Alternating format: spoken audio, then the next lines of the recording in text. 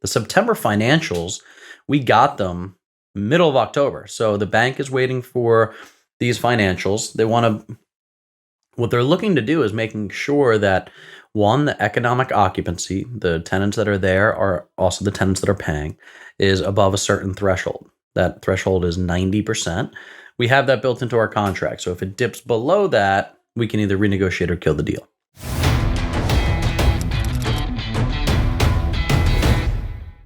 Welcome back to the Free from Wall Street podcast. I'm excited to talk to you guys today about what we have going on.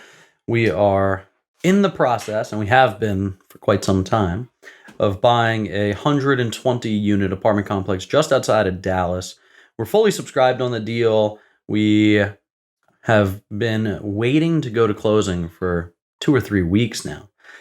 So COVID has changed some lending guidelines and parameters. Banks understand that there might be tumultuous market times ahead. So they're really making sure they're double checking and triple checking their numbers, which is fine for us. We want to make sure that they're safe, because if they feel safe, we feel safe. So extreme underwriting conditions are not a problem for us. Let me give you some insight as to what is going on right now. So we bought this deal as off market, or contracted it off market deal through a relationship of ours, and everything's been moving just fine. And we were supposed to close beginning of October. Now it's middle of October, and we're still going back and forth with the bank.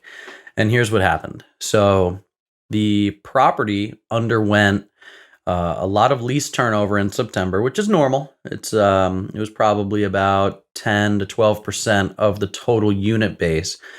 There was also an additional 10 to 12% turned over. So almost 25% of the property was turned over between August and September. So the September financials, we got them middle of October. So the bank is waiting for these financials. What they're looking to do is making sure that one, the economic occupancy, the tenants that are there are also the tenants that are paying, is above a certain threshold. That threshold is 90%. We have that built into our contract. So if it dips below that, we can either renegotiate or kill the deal. That just keeps us and our investors safe, to make sure that we're deploying capital into the deal that we contracted initially, instead of, the seller basically giving up on management after we contract the deal. So that's how we keep ourselves safe and make sure that we're not deploying capital into a deal that's changed. So what happened? September financials came in like 11th hour right before closing, and the income dipped. Now the income dipped by almost $10,000. Now if you annualize that out, $120,000 loss in income is a big problem. So we hit the timeout button. The lender came back and said, hey, what's going on with these financials? And the seller's been good. We've been working with the seller to try to figure it out. Basically what has happened, to the best of our knowledge, is that big turnover. So you had some vacancy loss. Then you have higher expenses, because you have to turn those units to get them re-tenanted. And then they get re-tenanted, so you have first last security deposit paid. So it doesn't show up on the income statement the way that we think it does. So what that means is now we have to do a deep dive audit as to tenant ledgers. When did the tenant move in? When did they pay? All these things. And then did they prepay their rent? Did they give us first last security in August? That we need to now apply that to September or October. So anyway, what it basically made us do was dive into another 2,500 pages of paperwork. And our asset management company partner, Lighthouse, is going through all of this stuff, for the last week, digging out what the reality is. The seller's saying, no, the numbers will prove out. We're just not going to take their word for it, right? We have to go through the ledgers. We have to go through the deposit slips. We have to go through the bank accounts. We have to do all that stuff to make sure that what they say is what we're seeing.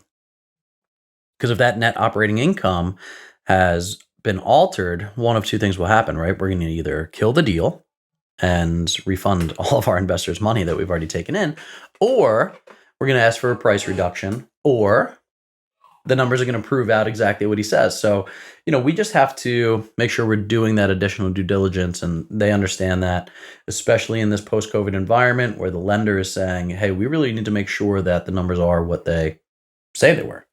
So anyway, the long story short is they got the new income and they called us back and said, hey, your loan proceeds are going to be lowered by about $500,000. Well, this close to closing, what that means is that we'd have to bring additional investors in or put in the cash ourselves. It's just a scramble. So we're really getting to the bottom of it now, trying to figure out how this, has changed the deal, if it has at all. So, a couple key takeaways for us is to make sure that one, during our lease audit, we saw that there was going to be turnover. During that turnover phase, we really need to understand the process of how they're going to be coding their income so that when we see it, it's not a surprise and we don't have to dig through it.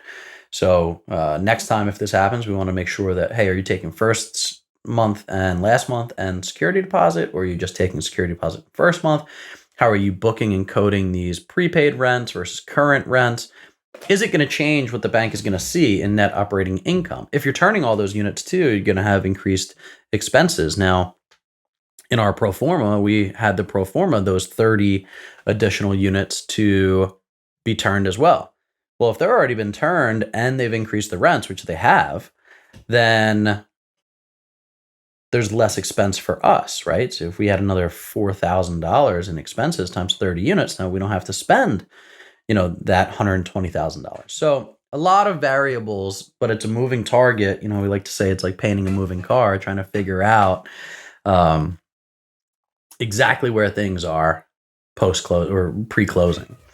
So just another lesson that we've learned is making sure that we're constantly in communication with the seller, not the seller's broker, because what had been happening is we've been requesting this information from the seller's broker, and maybe some things were lost in translation because we weren't getting the updated documents that we needed, and we got them in the 11th hour, and then once the bank saw it, they said, hey, time out. So really important to make those requests through your attorney, or if you're going to go through the broker, make sure your attorney is copied on those things so that people aren't left out in the dark. The seller can't claim he wasn't getting the requests and things like that. And then just staying on top of the audit. I mean, Lighthouse, our management company, has been fantastic at making sure that they're requesting things to make sure it's lining up. If it's not lining up, they're getting backup documentation for all that stuff.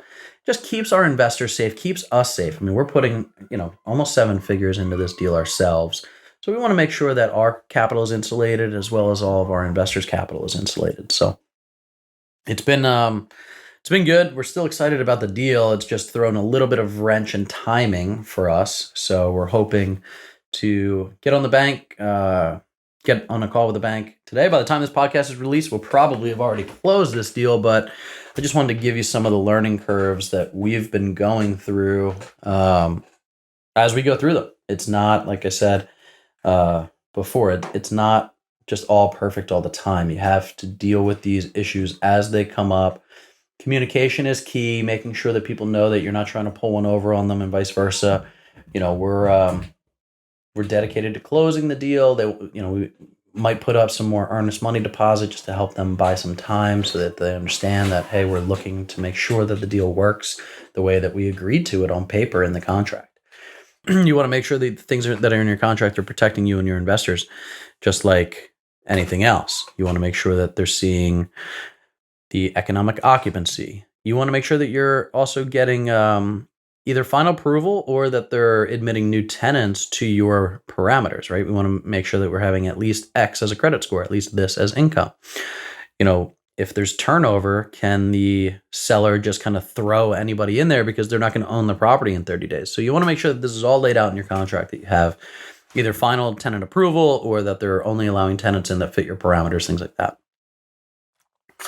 And then have those built-in clauses where you're making sure that, hey, if this happens, then we need this to happen, right? If economic occupancy dips below the 90%, then you need to prove out that you can get there. Maybe that's an extension of the timeline. Maybe there was a blip in income, but in 30 days, they can show that it has rounded back out. So you can also do that.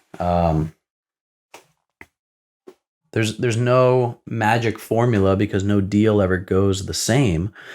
But as long as you keep a level head and keep transparency on the table and keep lines of communication open, everybody's paddling towards the same direction. We're not trying to get contentious with the seller. We're just trying to make sure, and they understand. I mean, people that are selling these properties often buy them the same way that we do. They understand that we have a fiduciary responsibility to our investors and to ourselves, that we need to make sure that there's no surprises.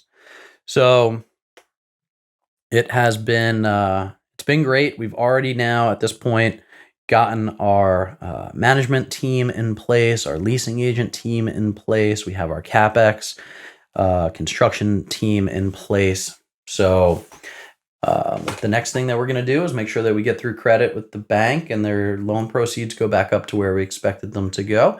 We'll close on the property and then we'll plan a trip out there. What we like to do at these new properties is to go out, throw a party or a barbecue at the property on a weekend, introduce ourselves as the new owners, feed the tenants, and then also kind of cast a vision as to what we expect to do with the property.